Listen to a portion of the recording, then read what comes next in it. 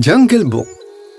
Noong unang panahon, sa isang kagubatan sa Afrika, iba't ibang uri ng hayop ang masaya at mapayapang naninirahan dito. May isang tribo na nakatira malapit sa kagubatan. Isang gabi, nagpasya ang pilay na tigring si Shere Khan na pumunta sa tribo para kainin ang mga naninirahan dito. Tinakot niya ang mga taga-tribo sa kanyang malakas na dagundong.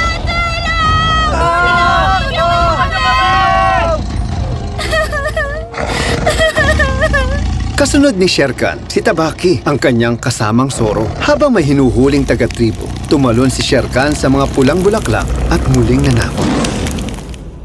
Pinapanood siya ni Raksha mula sa labas ng kanyang kuweba kasama ang mga anak. Napakaduwag na tigre. Pumili pa ng mas mahinang kalaban, mga tao. Palibasa kasi pilay. Paano nga ba naman niya hahabulin ng mga usa? Ano nga ba naman ang meron siya maliban sa sunog na binti? Umalis si Shere Khan at naging tahimik na ang paligid. Habang nag-uusap ang mag-asawa, napansin nilang may gumagalaw sa halamanan. Naghanda ang amang lobo para sugurin ito. Taong tuta! Tumakas ang sanggol mula sa tribo at gumapang papunta sa kuweba ng mga lobo. Aalagaan ko siya parang isang tunay na anak. Papangalanan ko siyang Mowgli. Bakit hindi tanggapin ng ating pangkat ang isang taong katulad niya? Ako na ang bahala. Nagtatago si Tabaki sa likod ng kuweba at kinikwento kay Shere Khan ang kanyang nakita. At dumating na nga si Shere Khan sa kuweba. Kakainin ko ang batang yan. Ibigay niyo siya sa akin. Umalis ka na, duwag na lumpo. Anak ko siya at wala kang karapatan kahit man lang kalabitin siya. Nang makitang galit si Raksha, umalis ang pilay na si Shere Khan na sugatan mula sa isang sunog. Hindi magtatagal. Makukuha ko rin ang batang yan para kainin. Kinabukasan, pinakilala na mag-asawa si Mowgli sa pangkat ng mga lobo. Matapos ang mahabang diskusyon at sa pahintulot ni Bagheera, tinanggap ng lahat si Mowgli. Ituturo sa kanya ni Bagheera at Baloo ang mga batas ng kagubatan at babalik siya sa kanyang tribo sa kanyang paglaki. Lumaki si Mowgli ayon sa pamumuhay sa kagubatan.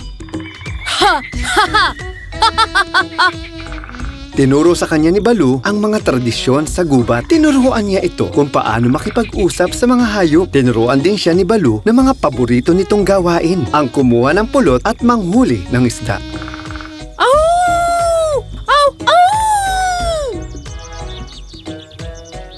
Si Bagheera naman, tinuruan siya kung paano ipagtanggol ang sarili.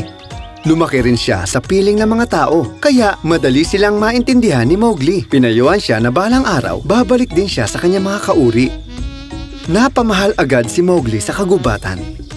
Masaya siyang kasama ang mga kapatid na lobo. Di nagtagal, naging kaibigan niya ang lahat ng hayop sa gubat. Sa paglipas ng mga panahon, hindi na makapangaso si Akela, ang leader ng mga lobo. Kaya agad sinamantala ni Shere Khan ang kahinaan nito. Mga batang lobo, oras na para kayo ang mamuno sa pangkat. Tanggalin niyo si Akela bilang pinuno. Ibigay niyo sa akin ang batang tao. Kung hindi, lagi akong babalik dito para manggulo at aagawan ko kayo ng pagkain. Kaya pinaalis ng mga batang lobo si Akela sa kanyang posisyon. Natatakot kayo kay Shere Khan kaya niyo ibibigay sa kanya si Mowgli. Bababa lamang ako dito bilang pinuno kung pakakawalan niyo si Mowgli. Narinig ni Bagheera ang usapan ni na Akela. Mowgli, panahon na para ipakita kay Shere Khan na wala siyang lugar dito. Kailangan natin siyang labanan. Pero, paano ko siya lalabanan kung mag-isa lang ako? Kumampi na sa kanya ang buong pangkat. Pumunta ka sa tribo ng mga tao at kunin mo ang pulang bulaklak. Yon ang magpapaalis sa kanya dito.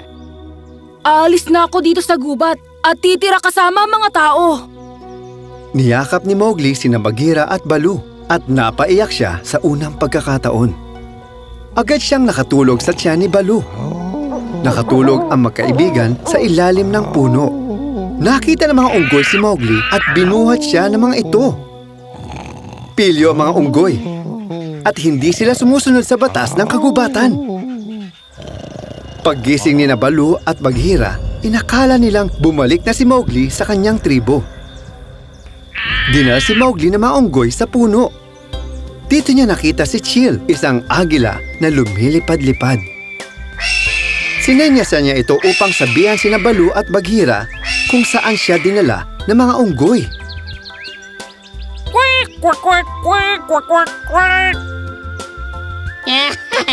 Tumahimik ka. Yan ang mga gusto naming natutuhan sa'yo. Hindi magtatagal, kami na maghahari sa buong kagubatan at susunod sa amin ang lahat ng hayop. Binalita ni Chil kina Baloo at Bagheera kung nasaan si Mowgli. Tinago nila si Mowgli sa Cold Lairs, isang abandonadong syudad sa gubat. Napakatuso talaga ng mga pilyong unggoy na yan. Hindi natin sila basta-basta matatalo. Humingi rin tayo ng tulong kay Kaa. Pinakiusapan nila ang ahas na si Kaa para tumulong. Pinuntahan nila ang abandonadong syudad. Tinago na maunggoy si Mowgli sa ilalim ng bubida. Unang pumasok si Bagheera sa syudad. Nilabanan niya ang mga unggoy, ngunit sa sobrang dami ay hindi rin nila kinayang ubusin ang mga ito.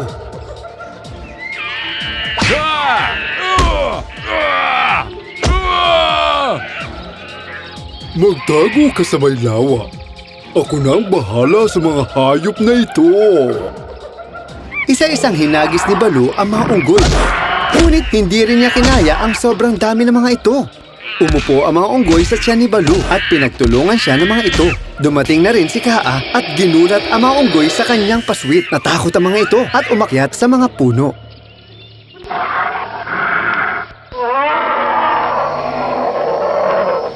Binasag ni Kaa ang bubida para makalaya ang batang si Mowgli.